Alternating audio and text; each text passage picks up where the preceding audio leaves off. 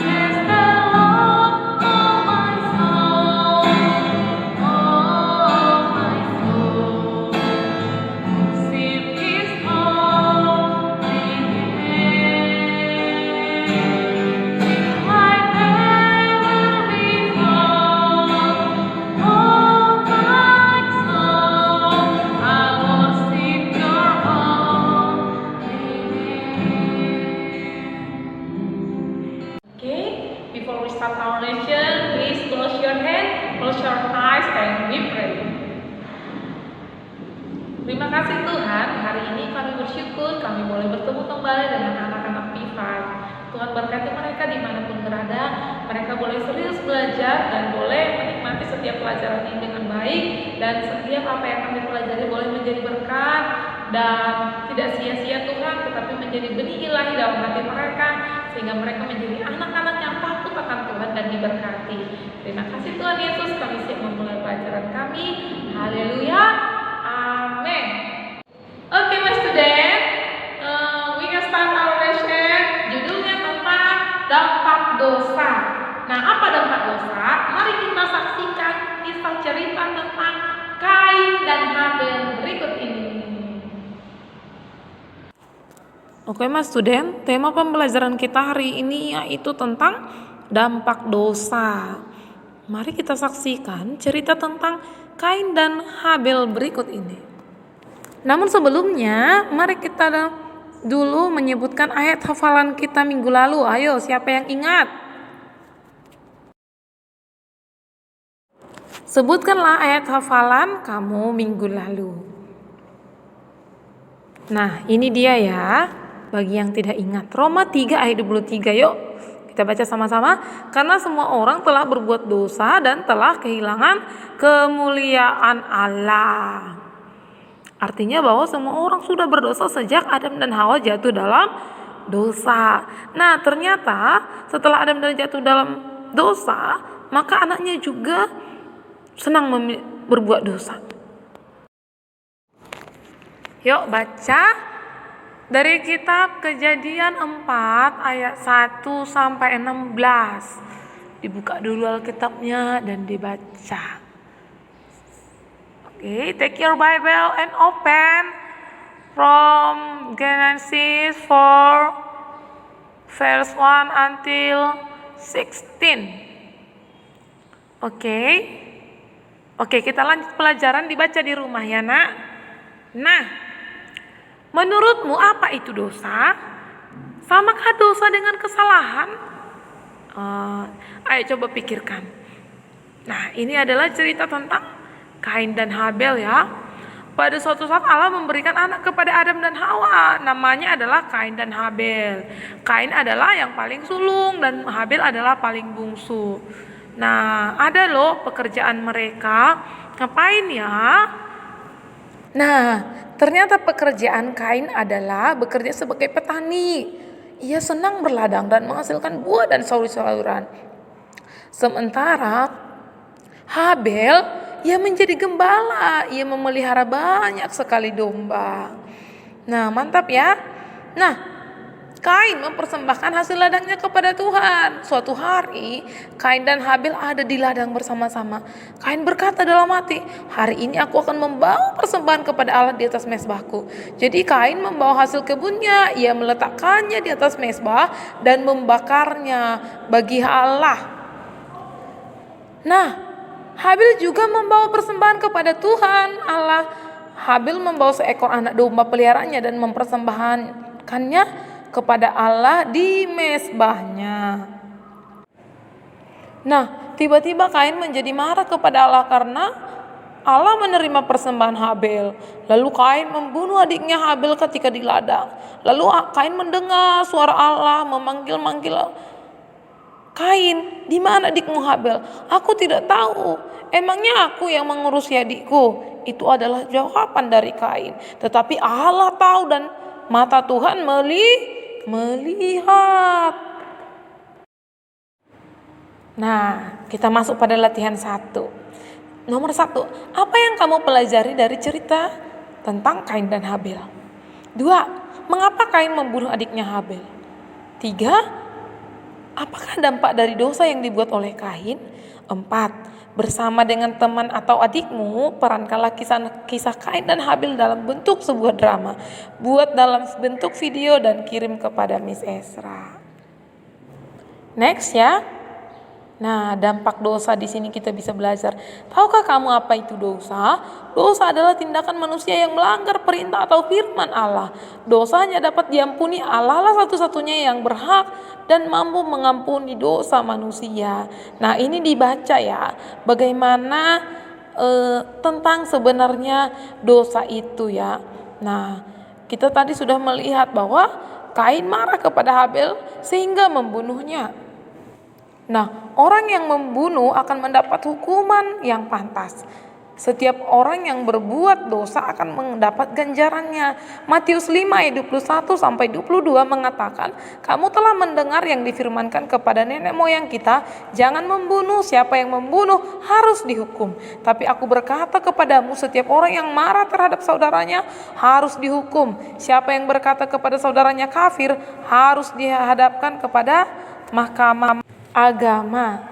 Nah, jadi dan siapa yang berkata jahil harus diserahkan ke dalam neraka yang menyala-nyala. Nah, jadi dosa tidak terjadi secara tiba-tiba pada kita, tapi awalnya tumbuh sebagai bibit kecil dari hati kita. Misalnya iri hati, dengki, marah, serakah, angkuh, keinginan untuk menguasai dan sebagainya. Cerita Kain dan Habil ini menjadi pelajaran kita yang penting supaya kita tidak senang dengan kemarahan. Nah, oke, bacalah dampak dosa yang tadi ya, dibaca pelan-pelan. Oke, bagaimana jalan keluarnya? Kita harus mengakui dosa kita. Allah memandang masalah dosa itu serius loh.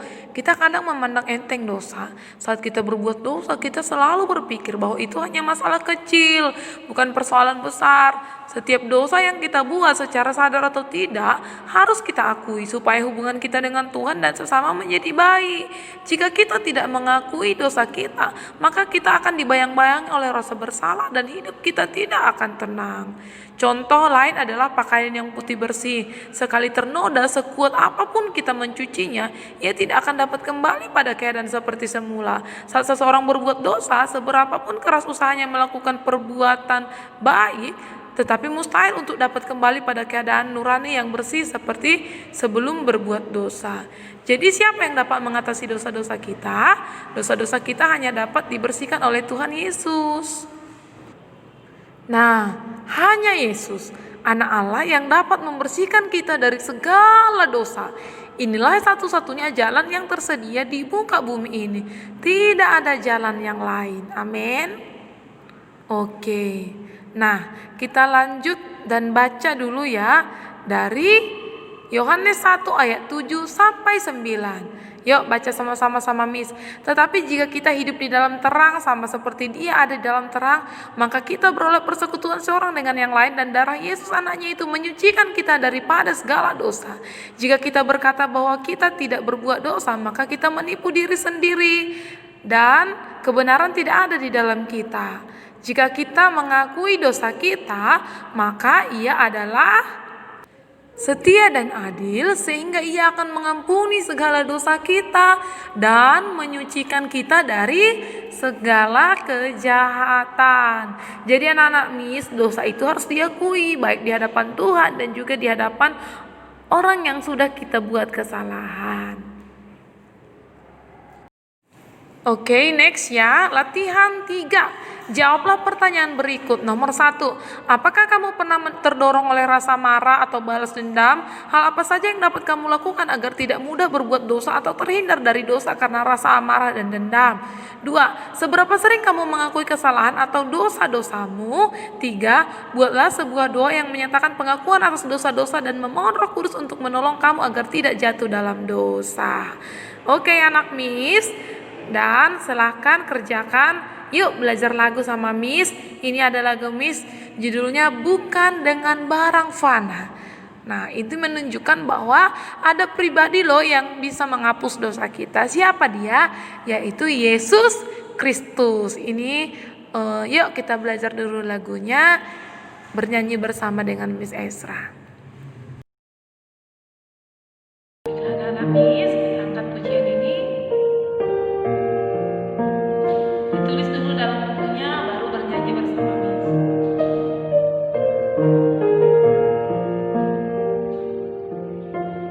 Bukan dengan barang fana kau membayar dosaku,